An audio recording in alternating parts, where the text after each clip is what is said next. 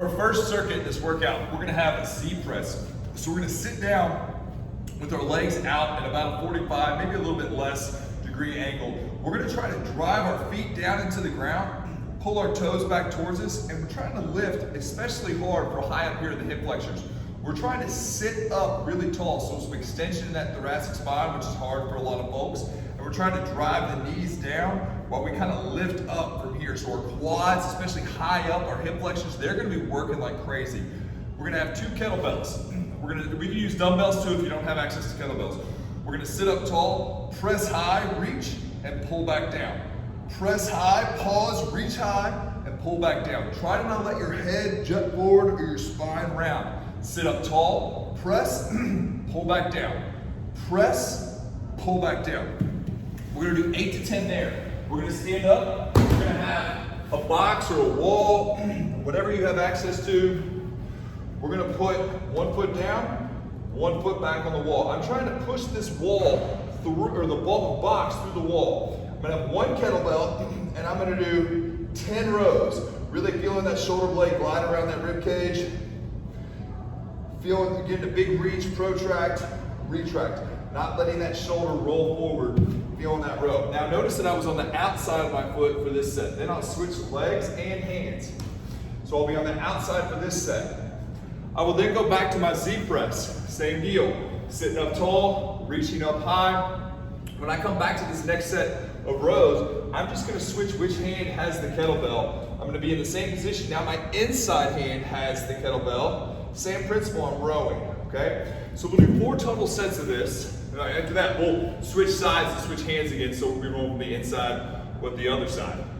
We'll have 4 total sets of this.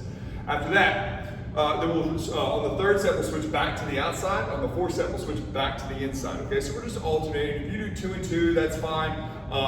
Ultimately, it's not the end of the world, even if you're just stay on one side, it's fine, as long as we're getting balance on the left and right. Okay, so we'll do 4 rounds of that. Again, 8 to 10 on the Z press. Really reach up high. Don't worry about going fast and short. Be long and reach up high. And then a big row. Feel that shoulder blade glide around the rib cage.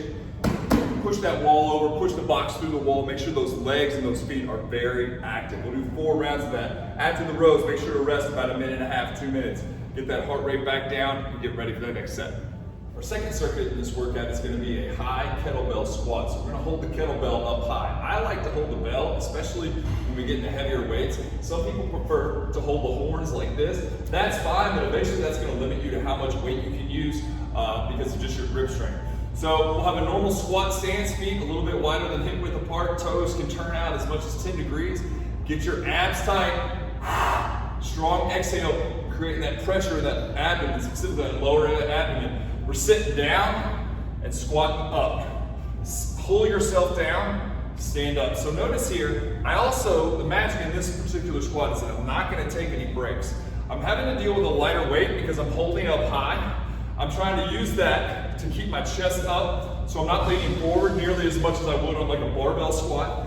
And I'm also not stopping, so when I get to the top here, I go right back down. I'm not trying to go fast, I'm just not stopping. There's a huge difference there. We're moving steady, we're not trying to go fast. I like the 2 to 3 second descent, come back up. 2 to 3 second descent, come back up. The key again, don't stop moving. As soon as you get strong and tall at the top, go right back down. After that, we're gonna get a TRX. Straps are long and apart.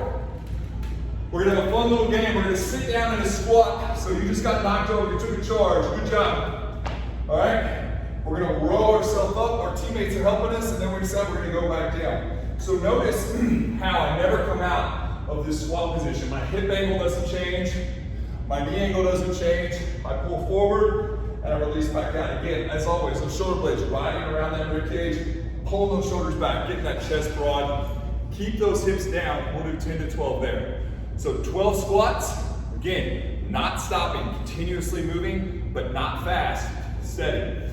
Then we're going to be in our squat TRX row, keeping those hip angle and knee angle the same, not standing up. Just a big row, open that chest up. 10 to 12 on each one, slow and steady here. We're not trying to move fast. We have 4 rounds. After that row, give yourself 2 minutes. You're going to need it. Our last circuit in this workout is going to be done with a roller or a glute ham. So our goal here is to try to work on eccentric lengthening of the knee. So our hamstrings are going to be the muscle we're working. Make sure you get enough distance on a flat ground. I'm going to start in the back position. My hips are going to be up, and I'm going to control my eccentric lengthening here. So I'm going to go slow and intentional. I'm pulling those toes back towards my knee. I'm getting nice and long, holding it, coming back up. I'm trying to keep my hips at the same height. They're going to lower a little bit as you straighten them out. That's going to happen, but try to keep them up as high as you can. If that's not enough, you can lift one leg up and work on the eccentric strengthening that way. Replace, come back with two, and then go again with one. That gets hard quick.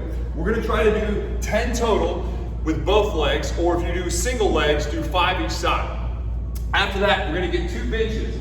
I'm going to show you the initial version, and then we'll show you a spiced up version. We're going to be here. Your hands can go any direction you want. I prefer your fingers pointing forward, but if you need to turn them a little bit because your shoulders, that's fine. We're going to put our hips out, and here we're going to lift and press our arms back. So I'm pushing my hands down, I'm lifting my hips up, I'm digging my heels into the ground, and I'm breathing. I'm looking up, in through the nose and out through the mouth. It's important that we don't get tired and sagging here. Okay, so you see how my hips are sagging, I'm rolling my shoulders forward, drive up the whole 30 seconds.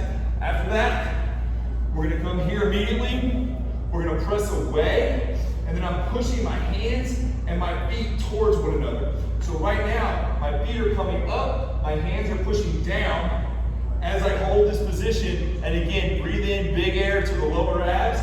I'm really trying to breathe into my lower back, letting those lungs expand. So we'll hold 30 seconds there. After we hold 30 seconds, again, we're in that supinated position, face up. If that's not spicy enough, we're gonna make this a flow. So we will start in that plank position here, and then I'm going to swing my legs forward. When I do this, I'm gonna get tension by pushing my feet into the ground.